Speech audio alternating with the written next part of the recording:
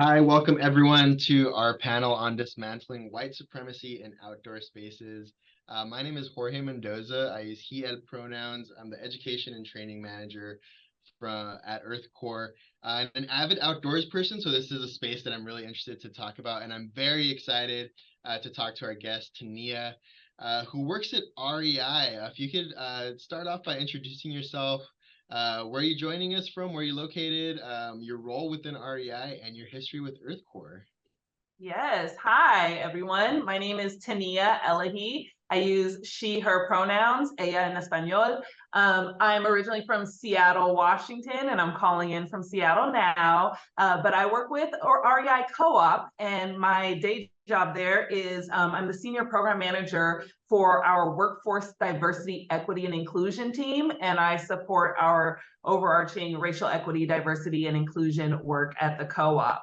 I say that's my day job because I also spend quite a bit of time with EarthCorps as the board president. I've been the board president for the past 2 years and have been on the board of EarthCorps since about 2015, I believe. But my time with EarthCorps goes back like before that. I just started as a volunteer. I was volunteering in local community events with my job. We were looking for a thing to do to get outside and to plant some trees and do something for our environment. And lo and behold, we stumbled upon EarthCorps, and it was just an amazing experience for everyone, and I wanted more. So here I am more than 10 years later, still participating and working closely with EarthCorps. Amazing. Thanks so much for that lovely introduction. I want to get all into the work that you do with REI, the things that are happening there. I know as someone who does spend a lot of times outdoor, I tend to spend a lot of money at REI. So like hearing what happens behind the scenes, I'm sure a lot of us on today would love to hear more about that. But yeah, before we jump into that, I want to take a little bit of a step back. To someone who may not be super familiar with white supremacy and outdoor spaces, can you help us by defining what white supremacy is, or how you define it, and how it exists in outdoor spaces, or at least how you've seen it? Yeah, that's a meaty and heavy one. Lots of people have different perspectives on what that means and how it comes to life. For me, I turn to Merriam-Webster just to get an understanding of a common term that maybe we can use. And what I appreciated was they gave two. The first one being the belief that the white race is inherently superior to other races and that white people should have control over people of other races. This is what I think is one of the more common thoughts. It's more of a belief that's held within individuals and how it impacts other individuals or groups of individuals.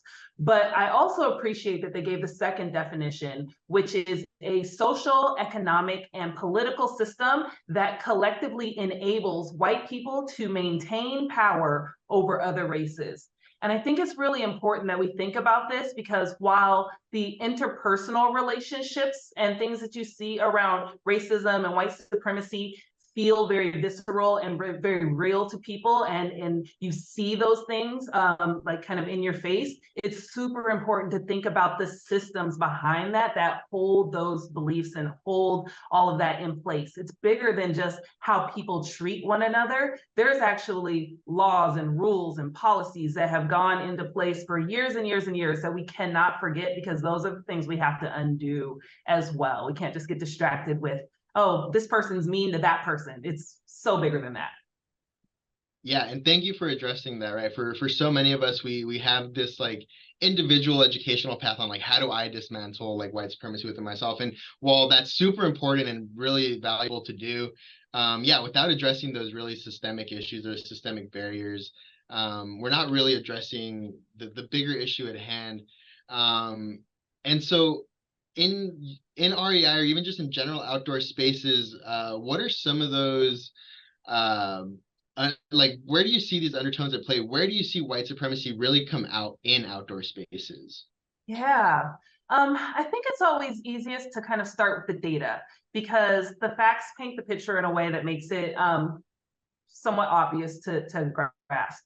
So when you look at the US population right now is about 58% white and 42% BIPOC. However, when you look at outdoor participants, people who are participating in outdoor recreation, according to that outdoor participation trades report, for whatever that's worth, it would say that 72% of people are white and 28% of people are BIPOC. So you see that we have that big gap right there. It's like, Yeah, why? what is that's like a 20% gap or something right there. Absolutely. So why? Why is that? And it could be things about like, how do we define outdoor recreation? Who gets to decide what outdoor recreation is? I just went for a walk around the park in my neighborhood. Does that count? I don't think I was counted in that, but maybe, you know. And so that's one thing that we tend to think about is like, you know, who gets to decide what's outdoor? And then you think about things like, what are the barriers to entry, right? So what is it that, you know, stops someone from being able to participate at the same rate? And it could be things like having access to outdoor spaces. As we know, disproportionately speaking, people who are BIPOC or of lower economic backgrounds do not have the same access to green spaces. More often than not, will live in heat islands or places that have polluted waterways and all of the things, right? You know all of this. And so when we think about who has access to spaces or, you know, economically speaking, who can get to them, maybe, you know, you'd love to go for a hike in the mountains, but do you have a car?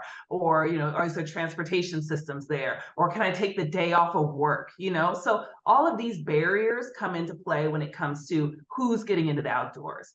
And then also thinking about, like, again, kind of controlling those narratives. Who's telling the story? Who gets to say who's outdoors and what outdoors looks like? You know, I think about things when I flip through my Instagram, what's popping up, or when I watch things on TV, what do I see when I see the, you know, whatever channel I'm watching where they're showing somebody doing something cool outside? Who's doing what and how and why? You know, so who's controlling those narratives? And then also, you know, you have to think about the economics of the industry too. Who owns access? Who owns, you know, the companies and the brands that are producing the things that you need to participate maybe in some of these outdoor activities? Or who owns the resorts, or who owns the spaces? You know, I don't know. You can think of all the things. Like I'm a skier. I love skiing, but it is not a cheap sport. And I know that people who are benefiting from my dollars for skiing do not look like me, right? And the land that I'm recreating on was not theirs historically. And so you think about the economics of all of these things, and that's kind of, I think, how you have to think about the industry and the ability to recreate outdoors, and then thinking about how that comes into that white supremacy mentality and power structure that all goes into, you know, everything that we were just talking about. Yeah, thanks so much for bringing up so many good points. You know, you mentioned how do you define it, the economics behind it. You know, I read this article recently that was talking about how outdoor recreation is now a $1 trillion industry in the United States. And you know, when you look into it, it was really interesting to see what is included in that, because a large percentage of that was like RV camping, which some people, you know, might say is outdoor recreation, some would not. A walk in the park is it? You know, what? Yeah. So thank you for bringing that up. But yeah, $1 trillion, a massive piece of the economy, and you know, a really big player. You know, shifting over to your employer, REI. You know, plays a really big part, is really influential. You know, myself, my friends, so many fellow skiers that I know, like we all go to REI and shop. And so I think what I'm really curious to know, and I think what a lot of people would be interested to hear about, is any steps or initiatives that REI has taken to ensure that employees are involved in DEI work, you know, or even company values, things that are happening, you know, organizationally. Yeah, absolutely. So I love that you just brought up the fact that, you know, how big this outdoor industry is. And I kind of wanted to start with that because you triggered the thought there. When we think about racial equity, diversity, and inclusion, and how to help move the needle on this problem when it comes to recreating in the outdoor industry, we tend to think about things, externally, like how do we have an impact on society and on the industry, but also like internally, and how do we change our culture within, because we have a lot of work to do internally. And so how do we make sure that we build that sense of belonging for everyone who works at the co-op? So, you mentioned this $1 trillion industry, and I heard a figure that less than 1% of the entrepreneurs in that industry that own all the things are people of color. Less than 1%. Whoa. 99% are white. So like, just sit with that first of all, right? And so when we start to think about what that looks like, REI historically has done a pretty good job of raising our voice and leveraging our size for good when it comes to moving the needle on that. So for example, we have an initiative called Path Ahead's Ventures, which supports entrepreneurs of color who are trying to break into the industry through mentoring, through sponsoring, through funds, all the things to help them to be able to move that needle on that 1%. So there's a really big thing there. We have the Cooperative Action Network and Cooperative Action Fund, where we do fundraising within our members and our employees to support nonprofit organizations like EarthCorps, which has received grants from the REI Cooperative Action Fund. But then also thinking about the Cooperative Action Network, where we bring together all of our members and our employees to raise our voice to change laws and legislations, like by sending postcards or sending emails to Congress folks, and really trying to move the needle there. So that's how we're looking at things externally and at that like bigger picture structural level to help move the needle across the board. And we leverage employees and members in that. But the work that I get to do every day that I think is honestly just as important, and we have a long way to go, is around our internal work. So thinking about what this looks like, both from an employee standpoint, like how do we increase that sense of belonging? How do we increase that diversity? Like those numbers I shared about the outdoor industry, it looks similar within REI, unfortunately. When I look at the numbers of folks who work at REI and are white versus people of color, it's not far off. Like you'll see in our impact report, about 73% of our workforce is white and 27% is BIPOC. Our membership is similar, 82% is white and 18% is BIPOC.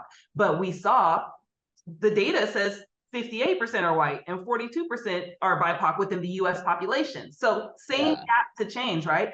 That's the work that me and my team get to do, is to figure out, first things, of course, people tend to think about recruiting. How do you recruit more people, bring in more people of color? And yes, this is important. Of course, we think about recruiting. Yes, we start to look at these numbers, like we're publicizing these numbers because we're not hiding behind them. We know we have work to do, but then also we're doing things like training leaders around managing bias in hiring and understanding the importance of this, and understanding, excuse me, it's not just about hiring people and having people of color in our workforce. It's also about how do you gain the best out of everyone. And that's through creating a sense of belonging and really working on retention. We can hire all the people we want, but we'll lose them just as quickly unless we have these like internal systems that support. So for me, I get to work on things like launching and leading our employee resource groups, which is bringing people of all different identities together to be able to have this sense of community, to be able to bring up issues that face them in their communities, and just to be able to help build talent and to support advocacy for change, all of these things, connection. So I really love this work because I came to doing this work as a member of an employee resource group in my past life. And so I love it so much I get to do it now every day for my job, which is awesome. But then we think about things like, of course, training everyone. So the types of, managing bias and hiring training, we do things like that, but more. We do racial equity, training across the board. We just launched one, for example, that was race and racism in the outdoors. So very similar to this conversation here that we've trained all employees on, or things like cultural milestones, honoring and celebrating moments like Native American Heritage Month, which just passed, or Veterans Day, thinking about, MLK Day coming up, Black History Month, those kind of moments. So we do that about 10 times a year just to make sure that we are honoring and holding space for different identities to celebrate and to have a learning moment for everyone.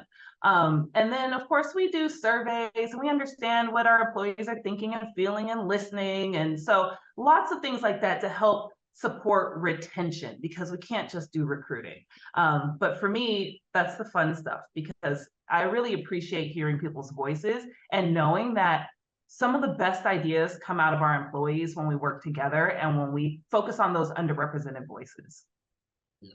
Yeah, thanks so much for speaking on that. And yeah, coming back to the Co-op Action Fund, I think it's great. And I've been a beneficiary of the beneficiary from that. So many organizations that I work with, Wild Diversity in Portland, Latinos Outdoors, EarthCorps, have all been supported by the Co-op Action Fund, and really, really appreciate it. And as a co-op member, it feels great to know that REI is doing these things and putting this effort in. And it's also visible in the stores, some of these efforts, just like the products on the shelves. Shout out to Outdoor Voices, great apparel company that I, recently seen get more and more, available more and more in stores, and just other partnerships like that with Outdoor Afro and whatnot. So seeing this as a member, hearing you talk about this is oh, hey, my membership is actually trying to do good, trying to promote a better culture within the outdoor industry and how to dismantle these systems. And something I just want to talk about on systems is it really does take work from people like you to make these things happen. These systems don't just magically appear, right? They were placed there by someone. They have to be dismantled by someone. And so, yeah, just thank you for doing the work, for the effort that it takes. And I'm really curious to hear about you in your role at REI. What are your dreams? What do you hope things look like in the future? What are you working towards?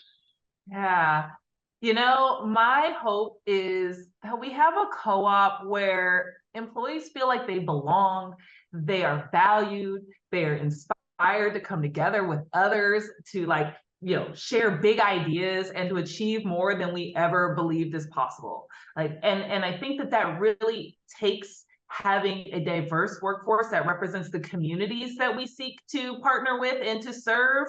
And that way we can have all of the best ideas. And I think it's not just a nice to have, to be honest. One thing I really appreciate about our internal strategy is that we've tied it to a business need.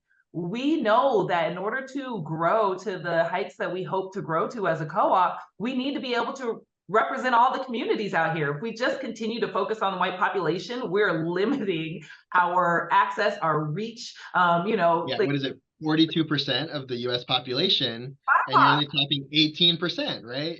That's what I'm saying. So if we can really, there's a business need behind it. And so it's great that it's not just, oh, this feels good, it's the right thing to do, it's the, cause of the moment. Yeah, I'm not going to lie. We kicked off a lot of things in 2020, the same time a bunch of other people did. But what I really appreciate is we've been sustaining it and kind of put our money where our mouth is, even when times are challenging through, economically, we've prioritized this work. And that to me is everything. And so I'm just hoping that we can continue to grow in this space and to recognize the gains when we are making them of that we gain from having inclusion and having all the voices and folks feel like they're comfortable and belong, because we have so much that we can do in this space, not just with racial equity, diversity, inclusion, but then also we have a huge focus on the environment and our environmental impact. And so we need all the ideas, we need all hands on deck. And of course, we need to continue to focus on those who need the support most. And so I'm really excited about our future when it comes to that. Yeah, thanks so much. And yeah, thank you for taking the time to talk to us. Thank you to REI for supporting EarthCorps, for you spending the time to, be on this panel with us. Before we close out, just, want to ask you, what does it mean to you, for you personally, to dismantle these systems? You talked a little bit about being a skier, an outdoor recreationalist.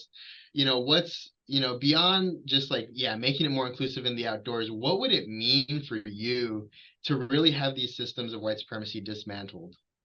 I gotta be honest, and I don't want to end things on a pessimistic note, but for me, when I was a kid and I grew up skiing, I was part of a Black ski club. There were a lot of us on the mountain. We had 2 full ski buses that would go up, and people from my neighborhood. And I didn't know that like Black people didn't ski. That didn't even cross my mind, because I very much skied with people who looked like me. My coaches looked like me, all the things. Over time, that's changed. I don't quite see the same concentration of people of color. Like, my ski club has dissolved. Gentrification has moved people out of my neighborhood. And now my neighborhood, which was, majority Black when I was a kid, is not anymore. And so it's really a lot harder to reach and to support communities when they're being kind of in some ways pushed into different spaces now. And so how do we evolve that and continue to have those connections and continue to build those support for young folks? I'd love to see more ski buses of Black kids go up to the mountains, so that way they don't feel like they're alone, and that there is access and maybe funding and all of the things. Because now when I go to the mountain, I tend to look around and it's me and maybe whoever I came with, if I came with a person of color. But other than that, I'm starting to see a backslide. And so I want to see that change, and I want to see everyone kind of put energy towards changing, because it benefits so many people more than just myself who likes to ski. Yeah, no, I relate to that so much. As a skier, I feel that when I go out to the resorts, as a climber, mountaineer, right? If my partner isn't another person of color, chances are I'm not going to see someone else, walking uphill on a mountain for that long. Uh, I'm not going to see another person of color, right? So I absolutely feel that, and it takes a lot of effort to like build this community and like be in a community of people of color. When it should, there's 42% of the American population, you said, right? It should be easier than that. There should be roughly half the people out enjoying these activities. So yeah, we have a couple more panelists talking on this. Any closing thoughts before we wrap up our time?